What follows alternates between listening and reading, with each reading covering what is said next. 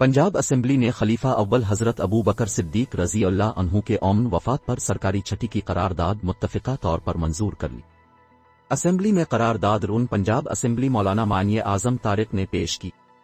قرارداد کے متن میں کہا گیا ہے کہ پاکستان کو راست مدینہ کی طرز پر تشکیل دینے کا خواب تبھی شرمندہ تعبیر ہو سکتا ہے جب خلفائے راشدین رضوان اللہ علیہم اجمعین کی خدمات، فضائل و مناقب کا ذکر عام کیا جائے اور ان کے قائم کردہ اصولوں کو تسلیم کرتے ہوئے اپنایا جائے۔ اس لیے ضروری ہے کہ پاکستانی قوم کو خلفائے راشدین کی خدمات و فضائل سے روشناس کروانے کے لیے کم از کم ان کے امن وفات پر عام تعطیل کا اعلان کیا جائے۔ قرارداد میں مطالبہ کیا گیا کہ آئندہ ماہ جنوری 2022 میں 22 جمادی الثانی سنہ 1444 کے مطابق خلیفہ اول حضرت ابو بکر صدیق رضی اللہ عنہ کے یوم وفات پر عام تعطیل کا اعلان کر کے ریاست مدینہ کے عنوان پر حکومتی سربراہی میں پروگرام منعقد کیے جائیں۔